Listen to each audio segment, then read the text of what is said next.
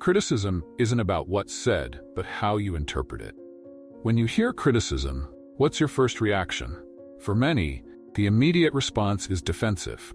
And who could blame them? After all, criticism often feels like a personal attack, especially when it hits our deepest insecurities. But here's the counterintuitive truth. Criticism actually says a lot more about the critic than it does about you.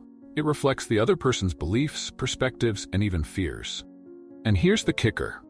By understanding this, you can turn what feels like an attack into a powerful tool for your own growth. The key is to interpret criticism consciously, observing what's really being said and separating that from how you feel. Imagine you're playing chess. It's you who controls the pieces, and criticism is just another move on the board. So, how will you play?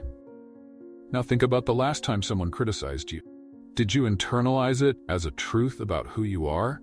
Or did you use the criticism as a mirror to examine what was or wasn't working in your actions?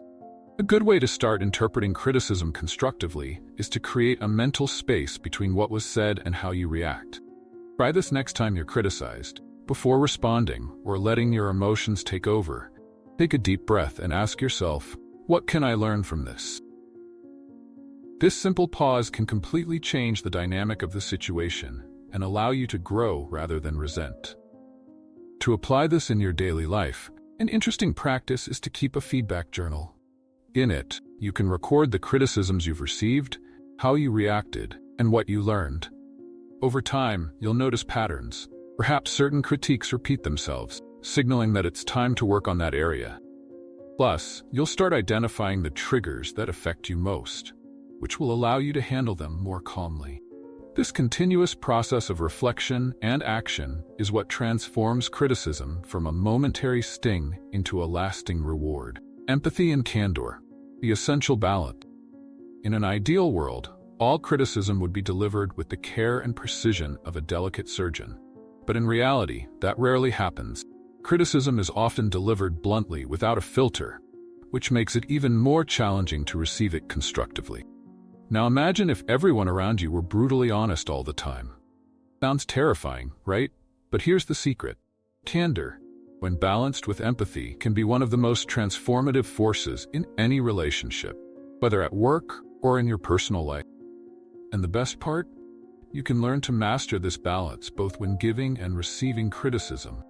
For example, in the workplace, have you ever been in a situation where someone was overly honest and it echoed in your head for days? Maybe the tone was harsh, but the essence of the feedback was valid. In those moments, instead of focusing on how it was said, try to concentrate on the content. And when you're the one giving feedback, remember that empathy doesn't diminish the truth. It just makes it easier to digest. Practical example is always starting feedback by acknowledging something positive before addressing the area for improvement. This creates an environment of trust, where criticism can be received as an opportunity for growth rather than an attack. So how can this be applied in your daily interactions? Imagine you need to criticize a colleague's work or even someone's behavior in your personal life. Instead of just unloading your frustration, take a deep breath and think, how can I be frank while also caring about this relationship? The answer could be as simple as adjusting your tone of voice or choosing words that show you care about the person, not just the problem. This balance between candor and empathy is what transforms criticism from a weapon into a tool for mutual growth. Not taking it personally. Power of detaching criticism from who you are.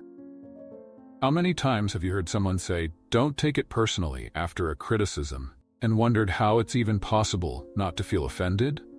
It seems almost impossible to separate your emotions from what was said, especially when the criticism touches on something sensitive. But here's a revelation that can change the game. Most criticism isn't about you. It's about the other person's perception, influenced by their beliefs, experiences, and even their mood at the moment. When you understand that criticism isn't a direct reflection of who you are, but rather of how the other person sees the world, it becomes much easier not to internalize what was said. Picture this scenario. You deliver a project you've been working on for weeks, only to receive negative feedback from your boss. It's easy to fall into the trap of thinking this is a critique of your worth as a professional. However, the criticism might be more related to your boss's specific expectations, or even the context in which they evaluated your work. Perhaps they were stressed by another situation, or their expectations weren't clearly communicated. By detaching the criticism from your identity, you make room for a more objective analysis of the feedback, and can focus on what really matters, what you can learn and improve. A good practice to start applying this idea is to adopt an observer mindset.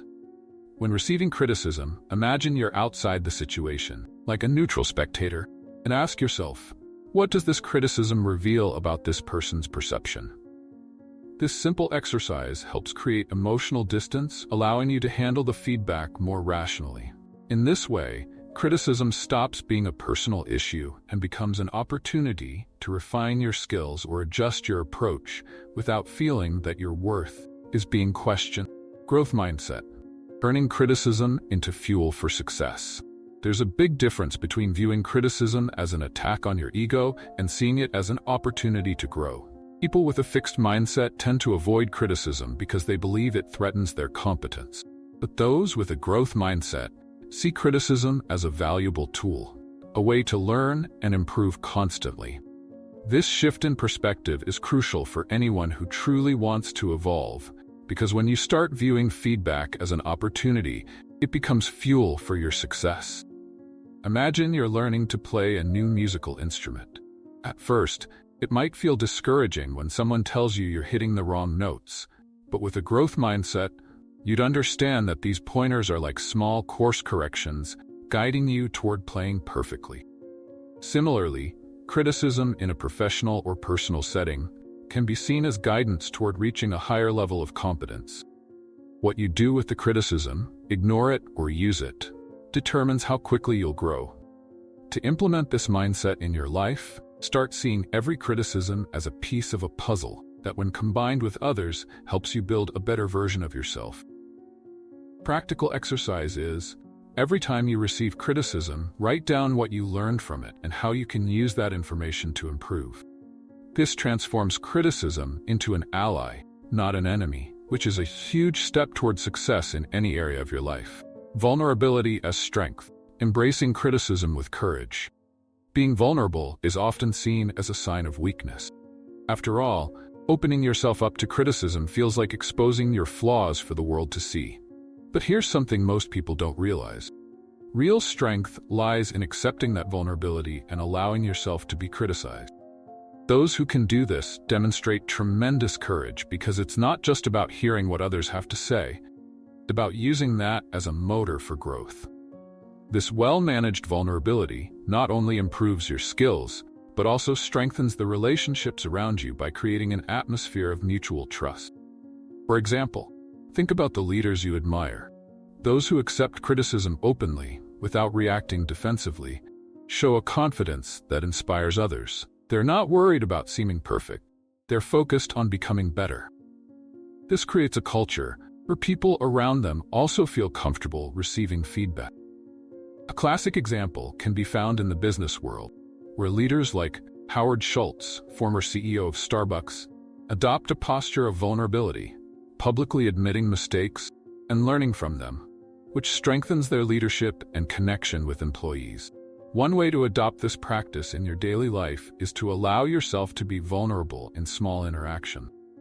When someone gives you feedback, instead of shutting down, say something like, "Thank you for pointing that out.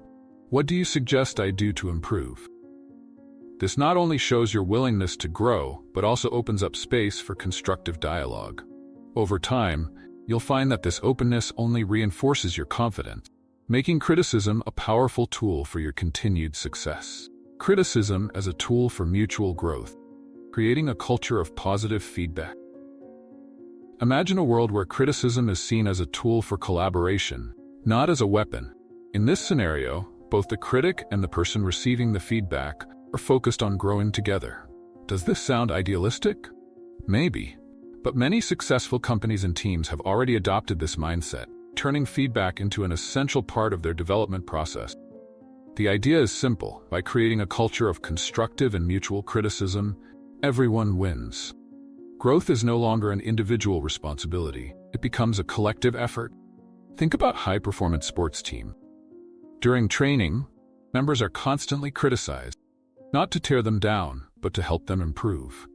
Coach points out where each player can get better, while the players also help each other correct mistakes. The result is a stronger, more cohesive team. In the workplace, this same dynamic can be applied by creating a culture of positive feedback. Criticism is expected and valued. Companies like Google and Pixar are known for fostering environments where feedback flows constantly and constructively, helping improve both projects and individual skills. To create this culture in your own life, whether at work or in personal relationships, start by setting the expectation. Feedback is welcome and necessary for growth. Offer constructive criticism, and more importantly, be open to receiving it. A practical example would be starting team meetings with a round of feedback, where everyone has a chance to speak and listen respectfully. When criticism is seen as a two-way process, it becomes less intimidating and more effective, promoting collective and continuous growth. Now that you've learned how to handle criticism constructively, the question remains, what will you do with this knowledge? It's easy to fall into the old trap of seeing criticism as an attack on your worth. But remember, every critique carries the chance to improve, grow, and transform into an even better version of yourself. What would happen if the next time someone criticizes you, you saw it as an opportunity, not an offense? This could change the way you see the world and, more importantly, how the world sees you. Whether in your personal or professional life, the power to turn feedback into growth is in your hands. The key is not just hearing criticism, but acting on it strategically. Ask yourself, how